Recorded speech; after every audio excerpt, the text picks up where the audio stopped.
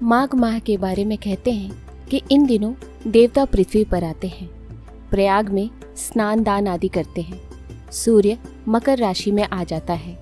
देवता मनुष्य रूप धारण करके भजन सत्संग आदि करते हैं। माघ पूर्णिमा के दिन सभी देवी देवता अंतिम बार स्नान करके अपने लोकों को प्रस्थान करते हैं। नतीजतन इसी दिन से संगम तट पर गंगा, यमुना एवं सरस्वती की जल राशियों का स्तर कम होने लगता है। मान्यता है कि इस दिन अनेकों तीर्थ, नदी, समुद्र आदि में प्रातः स्नान, सूर्य अर्घ, तप जप, दान आदि से सभी दैविक एवं भौतिक तापों से मुक्ति मिल जाती है। माघ माह की पूर्णिमा को 32 पूर्णिमा भी कहते हैं।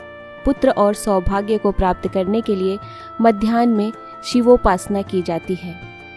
कुंभ की कथा विचार, संस्कार और सागर के मंथन से जुड़ी है। वही इसका उद्देश्य अमृत रूपी तत्व को प्राप्त करना है। इसके उलट कल्पवास कायाकल्प और आत्मशुद्धि का एक माध्यम है। पुरानेपन का त्याग और नवीन का ग्रहण ही कल्प है। इस निमित्त ऊर्जा से परिपूर्ण किसी रमणीक नदी तीर्थ पर खास तिथियों में किया गया वास कल्पवास है।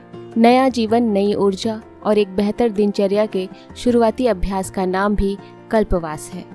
बात आयोजनों से जुड़ी हो तो कुंभ स्थल निश्चित और पूर्व निर्धारित है, जबकि कल्पवास के साथ ऐसा नहीं है।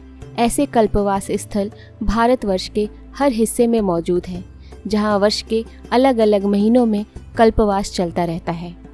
दक्षिण के कुंभ कोकण से नेपाल के त्रिवेणी और सप्तकोशी तक ऐसे अनेकों कल्पवास स्थल हैं, जहां कुंभ पर्व एक स्थान पर ठीक 12 वर्ष उपरांत आता है। इसके उलट साधना पर्व कल्पवास प्रतिवर्ष लगता है। बात समानता की हो तो कुंभ हो या कल्पवास, सभी की तिथियां तय है। ये तिथि सूर्य के भ्रमण गति और 12 राशियों के चक्र पर निर्भर है। प्रयागराज के त्रिवेणी तट का कल्पवास माघ तो हरिद्वार का बैसाख महीने में आता है। नासिक में भादो और चैत्र में उज्जैन के कुंभ स्थलों पर कल्पवास होता है। ऐसा ही बिहार के हरिहर क्षेत्र और सिमरिया का भी है। सिमरिया में अश्विन संक्रांति तो हरिहर क्षेत्र में कार्तिक पूर्णिमा से कल्पवास मेला प्रारंभ होता है। सिमरिया का कल्पवास सूर्य के तुला लग्न प्रवेश उपरांत प्रारंभ होता है और कार्तिक संक्रांति को समाप्त हो जाता है। इस दिन सूर्य तुला से वृश्चिक लग्न में प्रवेश करता है। कल्पवास की महत्ताओं को रामायण में भी दर्शाया गया है। प्रयागराज के भारद्वाज मुनि आश्रम में आए प्रभु श्री राम और माता सीता संतों के मुख से इसकी महिमा सुनते हैं। रामचरितमानस में इसका बड़ा ही सुंदर चित्रण है। माघ मकर गत रवि जब होई, तीरथ पतहि आव सब कोई। ये पंक्तियाँ कल्पवास के महत्व संग ग्रहों के चाल का भी संकेत कर रही हैं। इनके अनुसार जब माघ महीने में मकर लग्न में सूर्य प्रवेश करते हैं तो हर कोई आत्म कल्याणार्थ तीर्थराज प्रयाग का रुख करता है। ठीक ऐसी ही मान्यताएं हरिहर क्षेत्र और मिथिला मगध मिलन स्थली शालमली वन क्षेत्र को लेकर भी है। बिहार के हाजीपुर से नेपाल के त्रिवेणी धाम तक विस्तृत हरिहर क्षेत्र अब सोनपुर तक सिमटा और जाना जाता है। वही अतीत का शालमली वन क्षेत्र अब सिमरिया है। शालमली का हिंदी रूपांतरण सेमल है और समय की यात्रा ने इस सेमल वृक्ष को सेमर नाम दिया है। इसी सेमर से सिमरिया बना है। गंगा के पावन तट पर बसे इस तीर्थ ग्राम का अतीत बड़ा ही गौरवशाली है। यहाँ कभी राजर्षि जनक आते थे, ऐसी जनश्रुति और मान्यताएं हैं। महाकवि विद्यापति को गंगा का ये पावन तट अत्यंत प्रिय था। कल्पवास के लिए माना जाता है कि संसारी मोह माया से मुक्त और जिम्मेदारियों को पूरा कर चुके व्यक्ति को ही कल्पवास करना चाहिए, क्योंकि जिम्मेदारियों से जकड़े व्यक्ति के लिए आत्मनियंत्रण थोड़ा कठिन माना जाता है। कल्पवास के दौरान कल्पवासी को जमीन पर शयन करना होता है।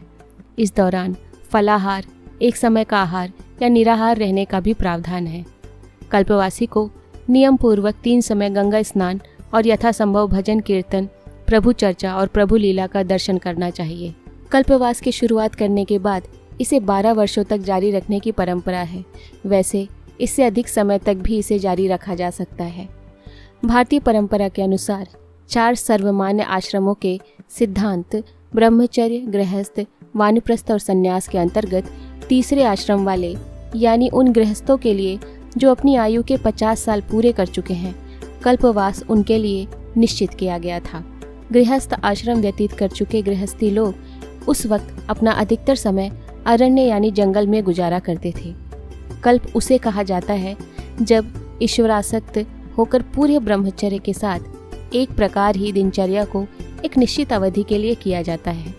इस प्रकार की दिनचर्या को प्रायः लंबी अवधि वाले धार्मिक अनुष्ठानों के दिनों में किया जाता है।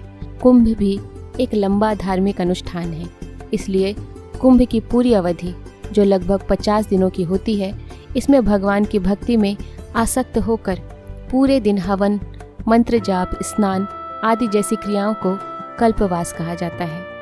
पौष मास की 11वीं तिथि से लेकर माघ मास की 12वीं तिथि तक की अवधि को प्रायः कल्पवास के लिए उचित समय माना जाता है। ये कल्पवासी तंबुओं से बने नगर में अगले 1 महीने तक रह चतुर्थ उपासना करते हैं। ये चतुर्थ उपासनाएं नाम रूप लीला धाम का दर्शन, श्रवण और सेवन है। यहाँ नाम से अभिप्राय संकीर्तन का है, रूप भगवान की झांकियों का दर्शन है, लीला नैनों से देखी, कानों से सुनी कथा और मंचीय भगवत लीला प्रस्तुतियाँ हैं।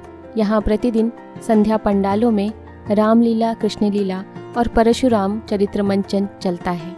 गंगा के किनारा और संतों का साथ है तो निश्चित ही यह एक जीवंत जागृत धाम है, जहाँ श्रद्धालु 1 महीना धाम सेवन कर जीवन में परिवर्तन की अनुभूति और मृत्यु उपरांत एक बेहतर परलौकिक जीवन को सोचते हैं। यहाँ श्रद्धालुओं की दिनचर्या नित्य प्रति गंगा स्नान, गंगा जल के पान एवं गंगा पूजन से प्रारंभ होती है। इसके बाद ये भगवत नाम संकीर्तन करते हुए संपूर्ण मेला क्षेत्र की परिक्रमा करते हैं। परिक्रमा के दौरान श्रद्धालु भक्ति भाव से झूमते चलते हैं। संपूर्ण वातावरण शंख, घंटी और हरि नाम उच्चारणों से गुंजायमान हो उठता है। इसके उपरांत श्रद्धालु शिविरों में जाकर भगवान की झांकियों का दर्शन करते हैं। वहीं शिविर जा पूज्य संतों का आशीर्वाद भी लेते हैं। संतों के हर शिविर में एक अस्थायी मंदिर होता है, जहां सुबह सवेरे भगवान की मनोहारी झांकी सजाई जाती है। झांकी दर्शन बाद श्रद्धालु अपने शिविर के तुलसी चौरे पर जाकर तुलसी पूजन संपन्न करते हैं। इसमें महिलाएं विशेष रूप से आगे होती हैं। तदोपरांत ये भगवत विग्रह के आगे ढोल झाल लेकर कीर्तन गाते हैं, जिसके बाद हर शिविर में भगवत कथा आयोजित होती है। कथा के समापनोपरांत सभी शिविरों में भोजन भंडारा शुरू होता है।